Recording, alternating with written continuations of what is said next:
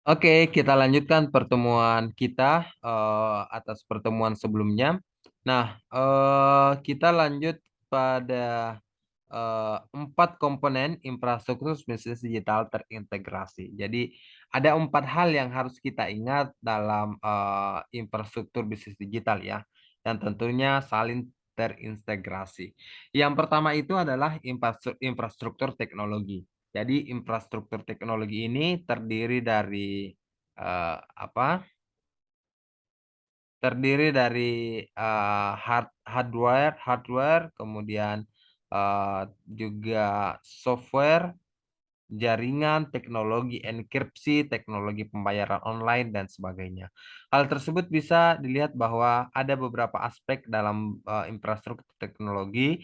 Yang pertama itu adalah interoperabilitas, yaitu merupakan cara untuk bisa berinteraksi dengan aplikasi lain yang berbeda platform. Kemudian yang kedua adalah dari sisi keamanan, yaitu confidentiality, integrity, and availability.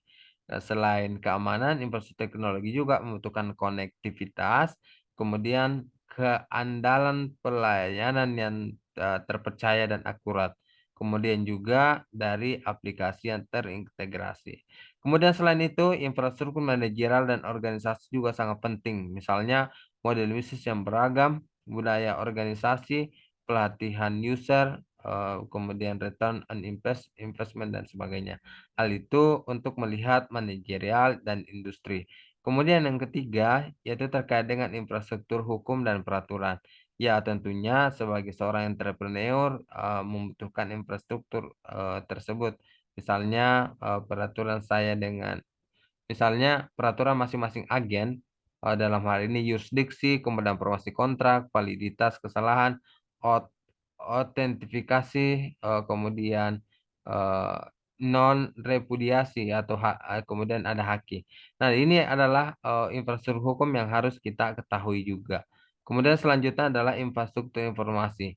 Lingku likuiditas informasi, kemampuan untuk memperoleh makanan eh, untuk memperoleh, memahami dan memanfaatkan informasi ketika dibutuhkan misalnya. Tentunya di mana keperluan dalam konteks ini itu berisi dan bermakna. Kemudian selanjutnya kita lihat infrastruktur informasi yang lain yaitu manajemen pengetahuan. Selain itu ada taksonomi atau aturan klasifikasi atau hierarki. Ya. Kemudian yang keempat selanjutnya adalah ketersediaan informasi yang terintegrasi. Jadi untuk 4 komponen infrastruktur digital di sini harus sebenarnya saling apa ya saling berkaitan satu sama lain. Oke, selanjutnya saya lanjutkan. Kemudian misalnya information infrastruktur itu sangat meluas.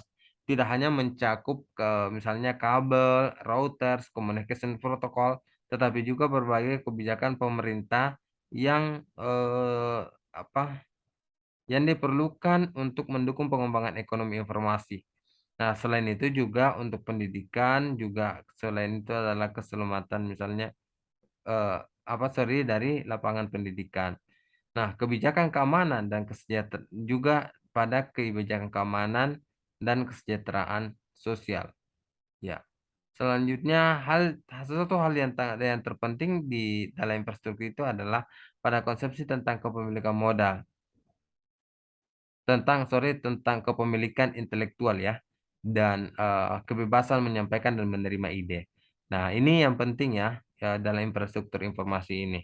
Selanjutnya eh, kita mencoba bisa melihat di sini ada beberapa item. Yang pertama adalah global distributive with smaller teams, kemudian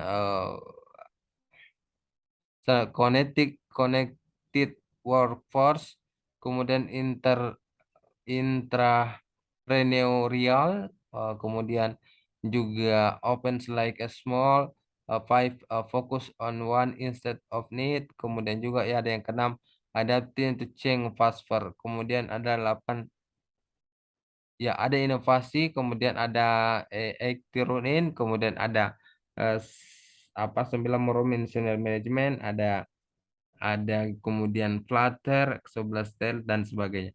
Intinya di sini bagaimana kita memulai pemikiran itu dengan berpikir hal-hal yang eh, apa yang harusnya sangat besar.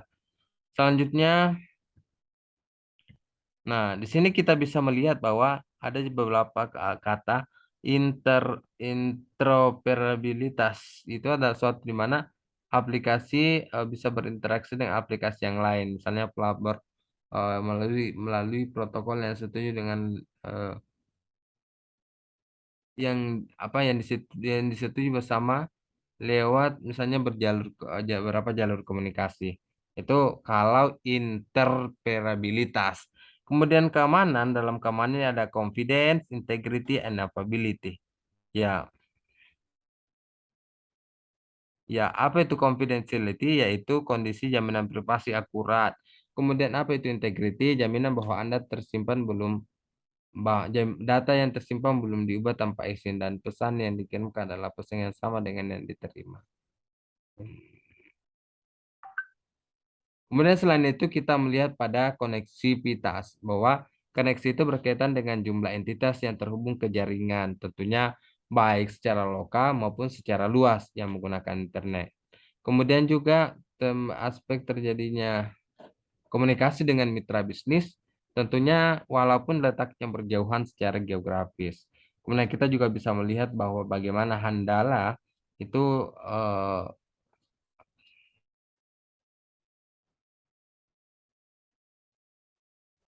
oke, kita lanjut bahwa keandalan aplikasi bisnis online adalah kemampuan untuk menyediakan pelayanan yang terpercaya.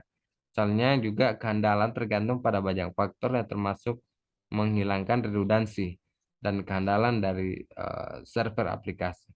Oke, selanjutnya ada aplikasi perusahaan yang terintegrasi atau enterprise-wide.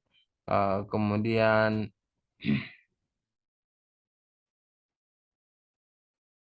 ya, enterprise-wide ya, bukan software yang berdiri sendiri untuk setiap tugas yang saat ini digunakan, misalnya penjadwal ulang, broadcasting, dan sebagainya. Insya Allah hal tersebut akan dikelola oleh eh,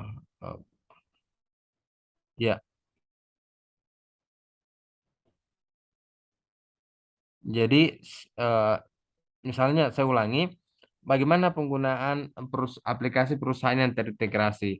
Diperlukan tentunya enterprise-wide, kemudian software yang berisi sendiri untuk setiap misalnya tugas misik yang digunakan, misalnya penjadwalan, forecast dan sebagainya.